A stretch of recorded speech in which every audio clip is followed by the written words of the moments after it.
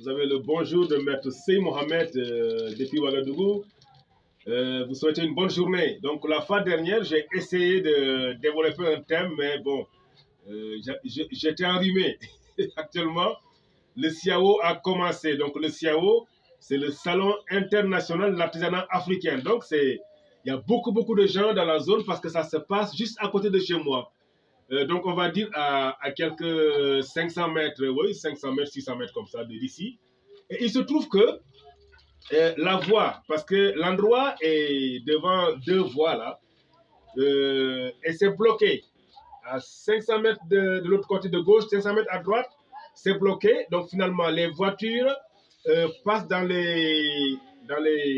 ils passent devant les concessions, les voitures. Donc la voie où je suis, là où j'ai ma maison de couture, c'est une voie de contournement, en fait de déviation. Et c'est pas pavé, il n'y a pas de pavé, c'est pas bitumé. Donc vous imaginez la poussière, beaucoup de poussière. Alors tout le monde est enrhumé quoi. Donc je voulais faire une vidéo la fois dernière, mais bon bref, je ne tenais pas. Donc aujourd'hui je voulais parler un peu de ça. Vous voyez ça? Oui, ça, les sachets plastiques là. Les sachets plastiques d'eau que on boit et puis on jette comme ça dans la poubelle. Il se trouve que moi, je ne les jette pas. Moi, je les ramasse, je garde quelque part jusqu'à ce que c'est beaucoup. Si le sachet, j'ai un gros sachet où je le mets. Dès que c'est rempli, je donne ça à la femme de ménage. La femme qui vient nettoyer l'atelier, quoi, ici le matin.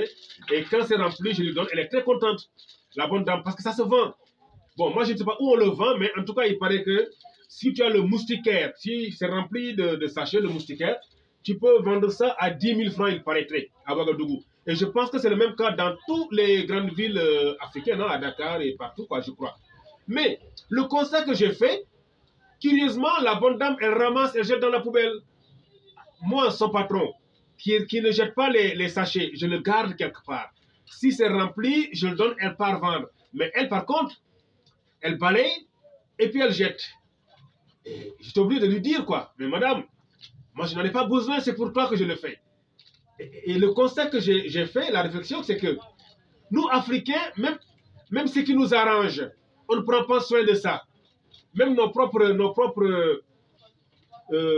que le bon sens, il y a des choses souvent, je me demande pourquoi nous, une bonne partie en tout cas des Africains, de nous, en tout cas ceux que je connais, il y a des détails simples qui ne prennent pas la peine de faire, et pourtant c'est petit, mais ça nous désavantage, ça contribue à notre sous-développement.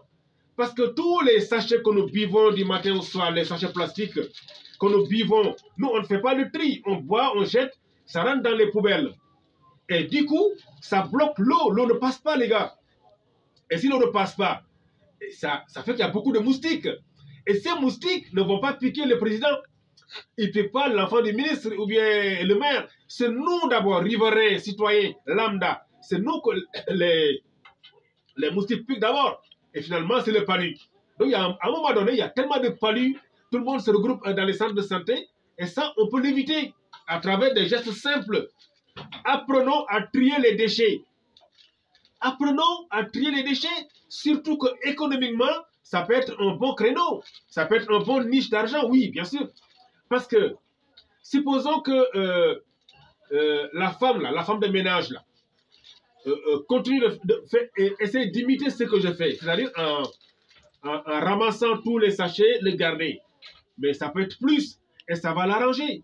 Exemple aussi, un autre exemple, si par exemple nos mairies créent une sorte de structure qui prend en charge la surveillance et l'entretien des infrastructures d'évacuation d'eau, c'est-à-dire les caniveaux. Et surveiller, regardez, parce que moi, ce que je constate, c'est que y a pas mal de gens qui travaillent, qui ont leur kiosque, leur commerce devant ces genres de caniveaux, des trucs comme ça. C'est comme un quartier. Mais c'est bien tracé, c'est bitumé, c'est aménagé, on a coupé des parcelles données aux gens. Enfin, il faut payer, bien sûr. C'est pas cadeau, quoi. Pour que les gens l'exploitent pour je sais pas quoi. Mais comme c'était calme à l'époque, bon, jusqu'à présent, c'est pas comme les autres quartiers. Moi, chaque dimanche, je pars là-bas, je fais 2 heures de marche, histoire de faire un peu de sport. Mais presque tous les caniveaux sont remplis. Parce que les camionneurs, là, les camionneurs ont commencé à faire là-bas leur lieu de stationnement. Les camionneurs du Togo, du Sénégal, parce que le Burkina, c'est un carrefour, Ouagadougou, c'est un carrefour. Du Lomé, du Mali, de tous les pays, souvent, ils sont là dedans à la ZAD. La ZAD, c'est pas loin d'ici. Mais ils préparent, ils jettent les sachets, les saletés, tout. Mais il y a des parties où même les caniveaux sont remplis. Mais ça, les services de surveillance et d'entretien de ces genres d'infrastructures devraient sévir.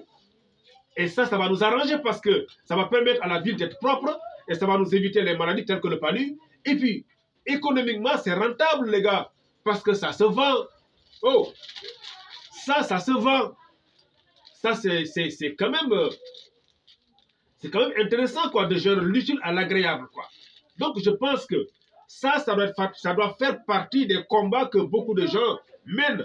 Parce qu'il y a des gens qui ont accès facilement dans les chaînes, dans les télévisions, les radios. Il y a des gens qui savent, bon, voilà, la société civile, on appelle ça au Sénégal, la société civile. Je pense qu'au Burkina, c'est les OSC. Les OSC, il y a tous ces gens qui parlent, qui sont tout le temps dans les médias, qui parlent, qui dénoncent. Et quand même, ça, c'est un combat à mener si vous voulez que l'Afrique se développe. Parce que cela fait partie des choses qui nous mettent en retard. Parce que économiquement, si chaque fois que nos États investissent, prennent des crédits pour investir, et que nous, citoyens, on ne fait pas ce qu'il faut pour que cette infrastructure-là soit bien entretenue, et que nous-mêmes, on le garde pas, mais c'est bien. Parce que l'argent que l'État prend pour faire l'entretien, ça peut rentrer on peut l'investir dans la santé, on peut l'investir à l'éducation, on peut aussi l'investir dans d'autres choses, d'autres projets de développement. Mais si chaque fois que nos États prennent l'effort d'aller chercher des prêts, ou bien prendre sur fonds propres, construire des choses, des infrastructures pour nous servir, mais nous, on ne prend pas la peine de prendre en charge ces infrastructures-là. Et c'est partout, hein. Les gars, c'est partout. Je vois ça à Dakar, à Kaolack, à Banjul, à Serekunda, à Bobo Dioulasso, à Bamako, c'est pire. Je te dis. Donc, l'Africain, je ne sais pas qu'est-ce qui se passe dans nos têtes souvent. Même ce qui nous avantage là, nous, on ne prend pas soin de ça. C'est-à-dire qu'on a un problème de bon sens. Le combat aussi, c'est là-bas. Parce que souvent, on fait des combats très, très hauts. On te parle des choses géostratégiques. Tu vois, quelqu'un qui te parle d'Israël, machin, d'Ukraine, de la France, du franc CFA. C'est bien tout ça. Mais pour se développer, le combat, c'est là-bas d'abord, à la base. Nous, toi, l'autre, moi et tout le monde, quoi. À la base, ta maison, les gars, apprenons à trier les ordures, d'abord, à la base. Le vrai combat, c'est à la base d'abord. Apprenons à trier les ordures. Tout ce qui est matière plastique, tu le mets à côté. L'autre matière, tu le fais comme ça. Donc, comme ça, même les sociétés de ramassage d'ordures, ils ne vont pas se fatiguer. C'est aussi simple que ça, quoi. Mais nous, on a un problème de, je sais pas, c'est le bon sens, ou bien c'est la paresse, ou bien on a des combats à mener à la base, simple et net qu'on peut faire, et puis bon, ça peut garder nos lieux propres, ça préserve notre santé, et puis c'est joli, c'est bon quand on est dans la propreté. Et puis, pécuniairement, ça rapporte les gars. Donc, commencez à trier les ordures. Commencez à trier les ordures parce que tout ce qui est matière plastique, maintenant, c'est recyclable. On peut faire des pavés avec, on peut faire enfin, plein de choses. Des pavés, on peut faire quoi d'autre? Enfin, en tout cas, on peut le transformer, quoi. Donc, arrêtez de jeter les ordures partout. Commencez à faire le tri. Et puis, bon, je sais pas moi. Bougez-vous, quoi. Arrêtez, c'est pas compliqué. C'est pas compliqué. Ça, c'est plus facile que de sortir marcher. Alors que ça contribue à notre sous-développement. Ça contribue gravement à notre sous-développement. C'est ce que j'avais à dire ce matin. C'est un coup de gueule, c'est vrai. S'il y a des mots désobligeants, quoi, je m'en excuse, les gars.